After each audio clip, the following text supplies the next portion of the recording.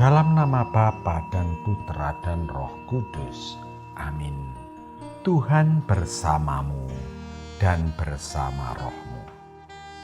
Bacaan diambil dari Kisah Para Rasul bab 9 ayat 1-20. Kisah pertobatan Paulus.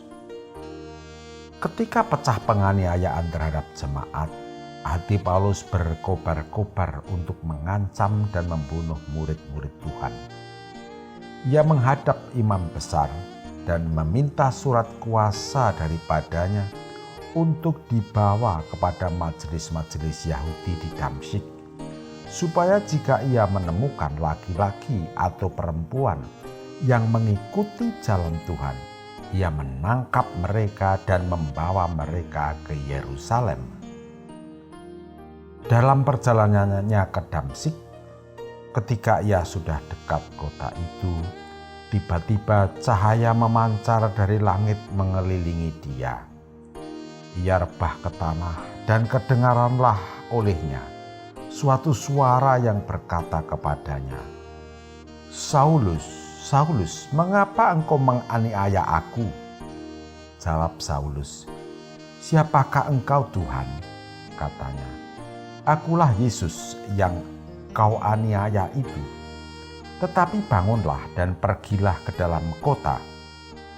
Di sana akan dikatakan kepadamu apa yang harus kau perbuat."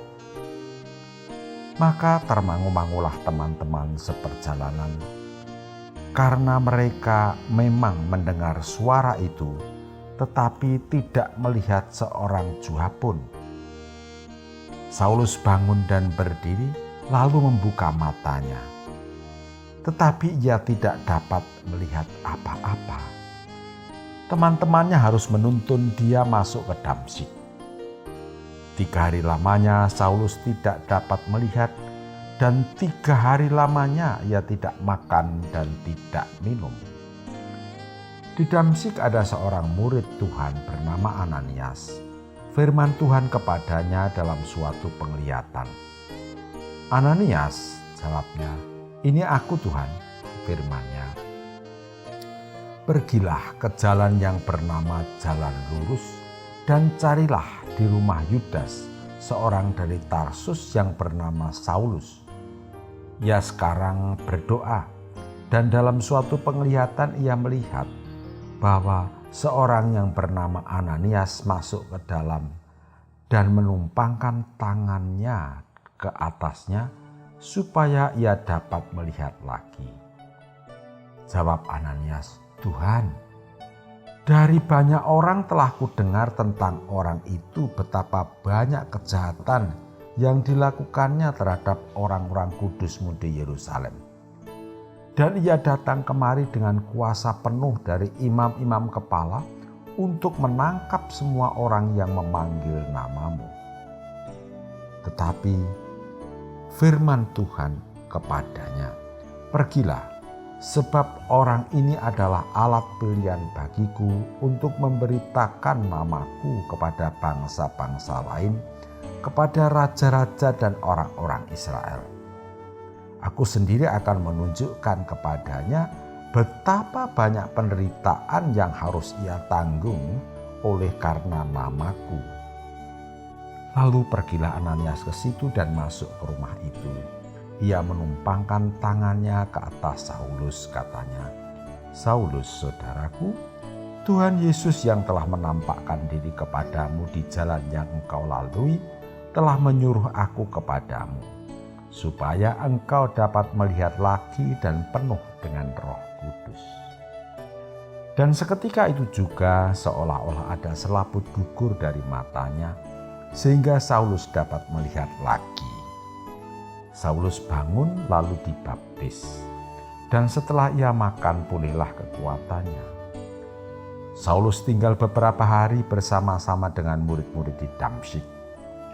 Ketika itu juga ia memberitakan Yesus di rumah-rumah ibadat dan mengatakan bahwa Yesus adalah Anak Allah. Demikianlah sabda Tuhan. Syukur kepada Allah.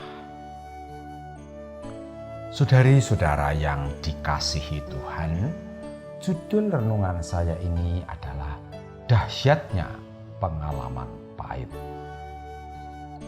Ada teman Romo seangkatan dengan saya yang kecanduan rokok. Sudah berulang kali dia disarankan untuk berhenti merokok karena sering batuk-batuk. Memang dia berhenti sebentar, tetapi begitu banyak batuknya reda, dia mulai lagi. Dia juga pernah menjalani retret dengan tujuan satu, menghentikan kecanduan rokok.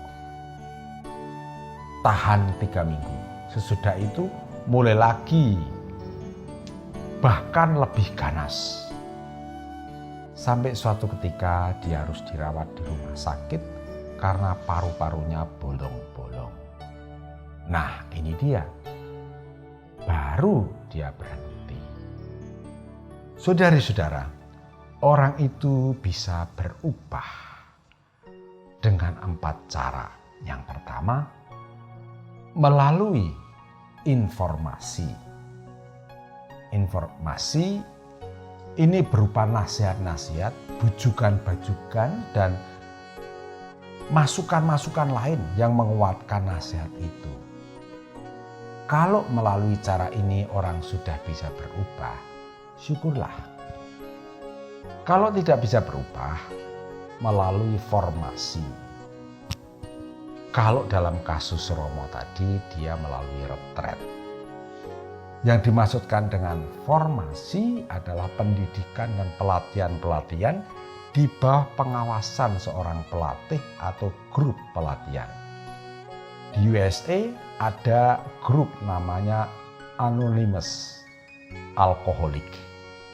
Anggotanya terdiri mula-mula dari pecandu minuman alkohol, lama-kelamaan bergabunglah pecandu lain termasuk narkoba. Mereka ini adalah orang-orang yang ingin melepaskan diri dari kecanduan mereka. Mereka biasa berkumpul dan saling menguatkan di bawah bimbingan seorang konselor dan pelatih. Kebanyakan mereka berhasil. Jika melalui formasi orang ini tidak berubah, kalau Romo tadi melalui retret, jika mau berubah harus menunggu sampai ada pengalaman pahit. Kasus Romo tadi masuk rumah sakit. Melalui pengalaman pahit, itu yang ketiga. Teman Romo di atas berubah, sembuh dari kecanduan melalui sakit berat. Sakitnya ini membekas, menggores perasaan terdalamnya. Pengalaman inilah persis yang dialami Paulus yang jatuh dari kudanya dan menjadi buta. Jika melalui pengalaman ini pun Paulus tidak berubah, tetap menganiaya Tuhan, ceritanya lain. Tetapi Paulus tersentuh dengan pengalaman pahit ini, kemudian dia berubah dari penganiaya Tuhan menjadi pengikut Tuhan yang sama semangatnya. Jika orang tidak berubah melalui pengalaman pahit, tidak belajar sesuatu untuk merubah dirinya, ya sudah, ditunggu saja sak matine. Berubahnya kalau sudah mati. Rupanya dalam dirinya belum ada niatan serius untuk berubah. Tapi tunggu, masih ada mukjizat yang mampu merubahnya. Celakanya, mukjizat itu tidak akan terjadi jika orangnya sendiri tidak berniat berubah. Ini cara yang ketiga. Kemudian cara keempat, melalui mukjizat.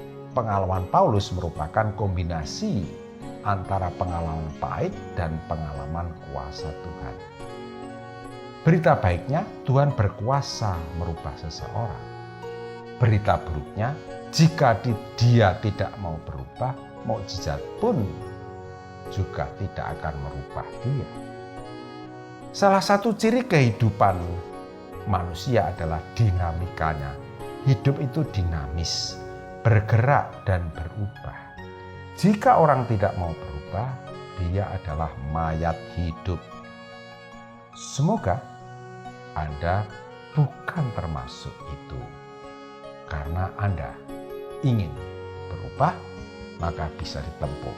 Saya ulangi, cara pertama informasi, cara kedua formasi, cara ketiga pengalaman pahit, cara keempat mukjizat Tuhan. Amin. Kemuliaan kepada Bapa dan Putra dan Roh Kudus, seperti pada permulaan, sekarang, selalu, dan sepanjang segala abad. Santa Maria Fatima, doakanlah kami. Dan semoga kita selalu mengalami berkat Allah yang Maha Kuasa, Bapa dan Putra dan Roh Kudus. Amin.